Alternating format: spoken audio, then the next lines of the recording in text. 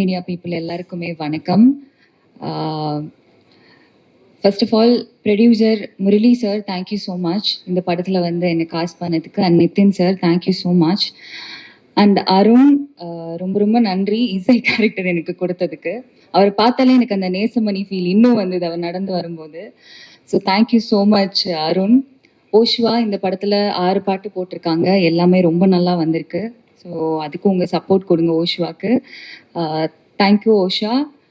And Ryan, காலையிலே வந்து big pass முடிச்சுட்டு ஒரு டெடிக்கேஷனோட நம்ம ஈவெண்ட்டுக்கு வந்திருக்காரு.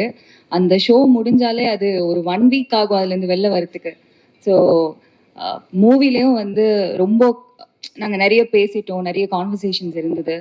ஸோ இந்த படத்துலேருந்து ரயானுக்கு நிறைய ப்ராஜெக்ட்ஸ் கிடைக்கணும், பிக் பாஸ்ல இருந்தும் அவருக்கு நிறைய ப்ராஜெக்ட்ஸ் கிடைக்கணும்னு நான் கேட்டுக்கிறேன். கங்க்ராச்சுலேஷன்ஸ்.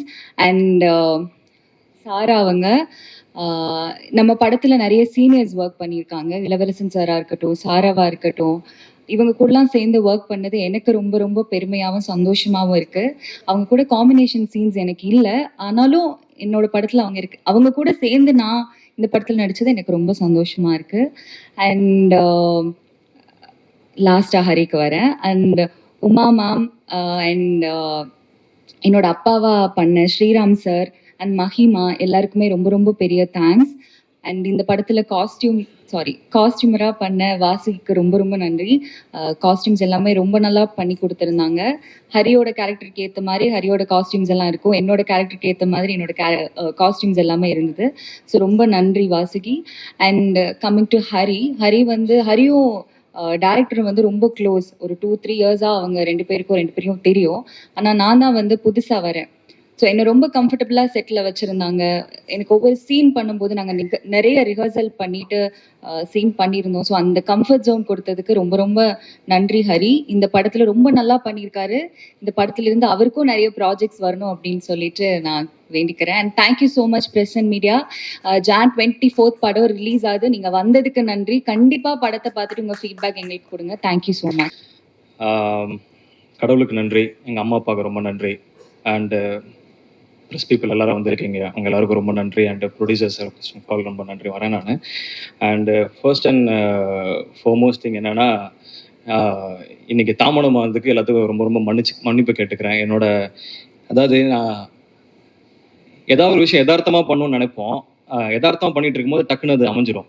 ரொம்ப ஆசைப்பட்டு அந்த டைமுக்கு நம்ம கரெக்டாக இது பண்ணணும், இது வேணும் அப்படின்னு ரொம்ப பிடிவாதமாக தீர்க்கமாக இருந்து அது பண்ணி தீரணும்னு நினைக்கும் போது அங்கே ஒரு ஏதாவது ஒரு பிரச்சனை ஒன்று வரும். காலைல அதே மாதிரி சாப்பிட்டது ஒத்துக்கலன்னு நினைக்கிறேன். ஸோ எனக்கு ஒரு மாதிரி ஸ்டமக் அப்செட் ஆயிடுச்சு. ஸோ அதனால கொஞ்சம் டிலே ஆயிடுச்சு. எல்லாருக்கும் ரொம்ப ரொம்ப நான் சாரி கேட்டுக்கிறேன். ஃபர்ஸ்ட் ஆஃப் ஆல்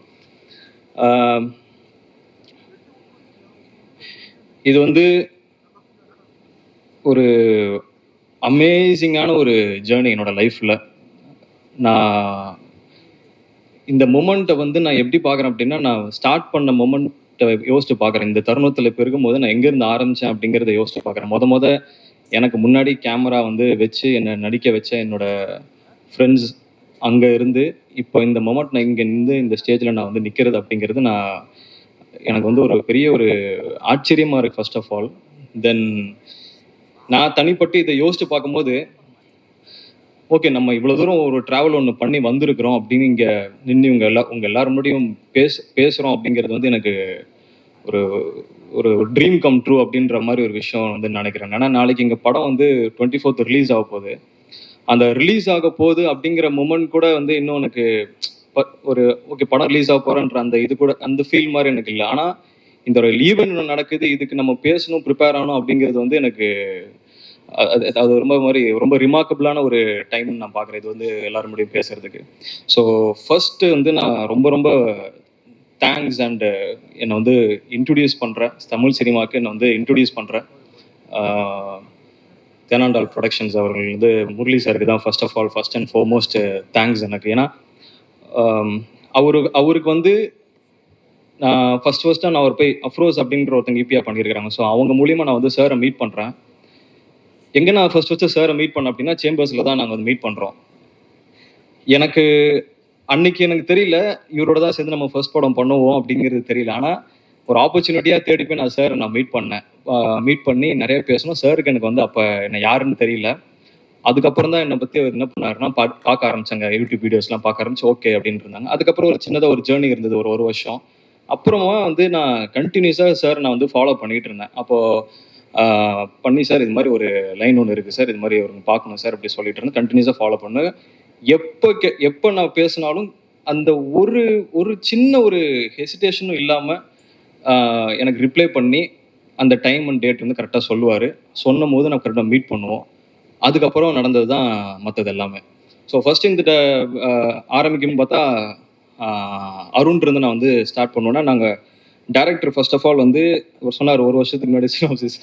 அந்த டைமில் யூடியூப்ல பண்ணும்போது எல்லாருமே நான் அப்ரோச் பண்ணுறது எல்லாமே இந்த ஷார்ட் ஃபிலிம்ஸ்க்கு அதுக்கெல்லாம் அப்ரோச் பண்ணுவாங்க. ஸோ அதில் எது நம்ம வந்து பார்த்து நம்ம ப்ராப்பராக ஒரு ப்ராஜெக்ட் செலக்ட் பண்ணணும் அப்படின்னு சொல்லி நான் நினைப்பேன். அந்த டைமில் வந்து அந்த சினாப்சிஸ் நான் வந்து படித்ததுக்கு அப்புறம் அந்த ஒரு பாயிண்ட்டுக்கு மேலே எனக்கு ரொம்ப கனெக்டடாக இருந்தது. ஏன்னா நம்ம எப்படி பெர்ஃபார்ம் பண்ணுவோம், எப்படி நம்ம யூடியூப்ல பெர்ஃபார்ம் பண்ணுவோம் அப்படிங்கிறது வந்து ஒருத்தர் வந்து அப்படியே தத்ரூபமா வந்து எழுதியிருக்கிறாரு.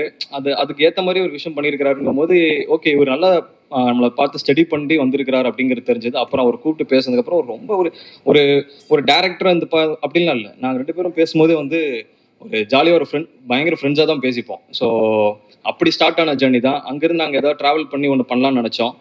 அப்புறம் அந்த மூமெண்ட்லாம் கடந்து சார்ட் இந்த மாதிரி லைனை நான் போய் மீட் பண்ணி சொல்லணும்னு சொல்லி அவரை நானும் டேரக்டரும் போயிட்டு லைன் சொன்னோம். சார் கண்டிப்பாக அந்த லைனை ஒத்துப்பாருன்னு நான் நினைக்கல. அந்த டைமில் வந்துட்டு ஹரி இது பண்ணலாம் அப்படின்னு சொல்லி சொன்னார். ஸோ அங்கேருந்து ஸ்டார்ட் ஆன ஜேர்னி தான். ஸோ அப்புறம் வந்துட்டு நிதின் சார் அவரும் வந்து எங்கள் கூட வந்து ட்ராவல் பண்ணிட்டு இருந்தார். அவரு கூட எங்கள் கூடயும் சார் கூடயும். ஸோ அவருக்கும் இந்த லைன் ரொம்ப பிடிச்சி. நிதின் சார் பற்றி சொல்லணும் அப்படின்னா என்ன பண்ணுவார்னா அவர்கிட்ட இனிமேல் அடுத்த டேரக்டர் வந்து யார் வராங்களோ அவங்க மாட்டினான்னு தான் நினைக்கிறேன் நான். அவர் வந்து என்ன பண்ணுவார்னா ஒரு சின்ன சின்ன விஷயங்கள் கூட இன்னைக்கு வந்துட்டு ஓகே இது பண்ண போறீங்களா, இது எவ்வளவு நேரத்தில் நடக்க போகுது, என்ன செய்ய போறீங்க, இதனால என்ன இம்பாக்ட் இருக்கும் அப்படிங்கிறது பெர்சன்டேஜ் போட்டுருவாரு. ஸோ இப்போ நீங்க காமெடி அப்படின்னா நீங்க இப்போ என்ன காமெடி சொல்லுவார், இந்த காமெடி ஓகே இந்த காமெடிக்கு எத்தனை பெர்சன்டேஜ் அப்படின்னு அவர் சொல்லிடுவார். ஒரு இல்லை இந்த காமெடி என்ன பொறுத்த வரைக்கும் 60% தான் ஒர்க் ஆகுது, இது நீங்க 80க்கு கன்வெர்ட் பண்ண அப்படிம்பாரு. ஸோ அந்த அவர் வந்துட்டு ஃபுல்லாக இன்ஃபர்மேஷன் டெக்னாலஜியில் படிச்சிருக்கிறப்போ ஃபுல்லாக அந்த பெர்சன்டேஜ் வைஸில் வந்துட்டு அவர் பேச ட்ரை பண்ணுவார். நமக்கு வந்து பகிர்னார் ஏன்னா இப்படி ஏற்றுறது அப்படிங்கிறது. அப்புறம் டேரக்டர் நான் சொல்லுவேன் இது மாதிரி நிறைய இன்னும் தேவைப்படுதுன்னு கேட்குறாங்கன்னு சொல்லி மறுபடியும் நிறைய ரீஒர்க்லாம் பண்ணி தான் அந்த ப்ராஜெக்ட் நம்ம பண்ணோம். ஸோ அங்கேருந்து மறுபடியும் இந்த மிஸ் ஹவுஸ் கீப்பிங் வந்து நம்ம ஸ்டார்ட் பண்ணி ஒரு ஷூட்டிங்லாம் ஃபர்ஸ்ட் டே நாங்கள் அங்கே போகும்போது எனக்கு எப்படி இருந்ததுன்னா ஒரு ப்ராஜெக்ட் நம்ம செட் பண்ணோம். ஒரு ஃபர்ஸ்ட் ஒரு 1.5 months வந்து ப்ரீ ப்ரொடக்ஷன் பண்ணி முடிச்சிட்டோம் ஓகேன்னு சொன்னதுக்கப்புறம். தென் ப்ரொடக்ஷனாக வந்து ஸ்டார்ட் பண்ணும்போது எனக்கு அந்த முதல் நாள் மொமெண்ட்டே வந்து ஷூட்டிங் போகிறது எனக்கு ஒரு ரொம்ப ரொம்ப ஒரு புதிய அனுபவமாக இருந்தது. தென் சார்ட்டு ஆசீர்வாதம் வாங்கிட்டு தான் நான் ஃபர்ஸ்ட் ஷார்ட்டே நான் நடித்தேன். ஸோ இப்போ வரையும் அதை மறக்க முடியாது. ஸோ அங்கேருந்து இந்த வரையும் நான் முடிஞ்சிருக்கிறேன். எனக்கு இந்த மொமெண்ட்டில் இங்கே பார்க்கும்போது நாங்கள் காரில் இப்படி வந்துட்டு இருந்தேன். எனக்கு இந்த என்னடா இது மாதிரி லேட் ஆயிடுச்சு கடன் வந்துட்டு இருந்தோம். வந்து நின்னா ப்ரெஸ் பீப்புள் நீங்கள் வந்து இவங்க எல்லாருமே கேமரா வச்சு பக்குன்னு இப்படி நின்ட்டாங்க. இன்னொன்று எனக்கு பகீர்னு ஆயிடுச்சு. எனக்கு இது மாதிரி எக்ஸ்பீரியன்ஸ் பார்த்ததில்லை. பார்த்துட்டு அவ்வளோ ஃபோட்டோ எடுக்க ஆரம்பிச்சாங்க. எனக்கு வந்து அந்த டைமில் புரியல என்ன நடக்குது இப்போ இங்கே. சரி ஓகே ஃபோட்டோ எடுக்கிறாங்க, இப்போ நம்ம உள்ள இந்த ஈவெண்ட்னால இது மாதிரி நடக்குது அப்படிங்கிற ஒரு மொமெண்ட் தான் இருந்தது. ஸோ இந்த படத்தை பற்றி அடுத்து நான் சொல்லணும் அப்படின்னா தென் லாஸ்லியா அவங்க சொல்லலாம். ஸோ லாஸ்லியா வந்து எப்படின்னா உள்ளே வரும்போதே வந்து அவங்க ஃபர்ஸ்ட் எங்களுக்கு வந்து நம்ம பிக் பாஸ்ல பார்த்துருக்குறோம், அவங்க யூடியூப்ல பார்த்துருக்குறாங்க. ஆனால் வந்து எப்படி நம்ம நடிப்போம் அப்படிங்கிறது வந்து எங்களுக்கு தெரியல. ஸோ ஒரு 3 நாள் ரிஹர்ஸ் பண்ணோம். ஸோ அப்போதான் வந்து ஃபர்ஸ்ட் டேலாம் அவங்க பார்க்கும்போது ரொம்ப அமைதியாக கம்போஸ்டாக காமா அப்படி இருந்தாங்க. எதுவுமே பேச மாட்டாங்க, ரொம்ப ரிசர்வ்டாக இருந்தாங்க. சரி எப்படி இவங்க பெர்ஃபார்மன்ஸ் புல் பண்ணுவாங்க. ஏன்னா படம் ஃபுல்லாகவே 2 பேரும் சேர்ந்து ட்ராவல் பண்ணுற மாதிரி ஒரு சீன்ஸ் இருக்குது. பயங்கர எனர்ஜியாக வந்து நடிக்கணும் அப்படின்ற மாதிரி இருந்தது. நானும் டேரக்டர் அப்படி குஷியாக வந்து ஏதாவது பண்ணலாம் அப்படின்னு சொல்லிட்டு எனர்ஜியாக இருக்கிறோம். அவங்க வெறும் கம்போஸ்டாக இருக்கிறாங்க. சரி என்னடா பண்ணுவாங்களா அப்படின்ற மாதிரி யோசிச்சுட்டு இருக்கும்போது செகண்ட் டேல இருந்து அதுக்கப்புறம் வந்துட்டேன்டா பத்ரகாளி அப்படின்ற ஒரு ரேஞ்சுக்கு அவங்க கொடுத்த ஒரு பெர்ஃபார்மன்ஸ் அமேசிங்காக இருந்தது. சான்ஸே இல்லை. அந்த செகண்ட் டே தேர்ட் டேல இருந்து அவங்க ஃபார்ம் அவங்க கிளியர் பண்ணிட்டாங்க. தென் எங்களுக்கு அந்த ஈகோ சிஸ்டமே ஒரு மாதிரி செட் ஆயிடுச்சு. ஸோ ஃபர்ஸ்ட் டே ஷூட்டிங் போனதுலேருந்து பேங்க் தான். ஸோ அங்கேருந்து எங்களோட ஃப்ரெண்ட்ஷிப் வந்து ரொம்ப நல்லா லைக் அந்த படத்தோட சேர்ந்து ட்ராவல் பண்ண ஃப்ரெண்ட்ஷிப்பும் சேர்ந்து அவங்களுக்கு பர்சனலாகவும் தெரிஞ்சுக்கிறதுலேருந்து வந்து ரொம்ப புதிய அனுபவமாக இருந்தது. So thanks Losliya.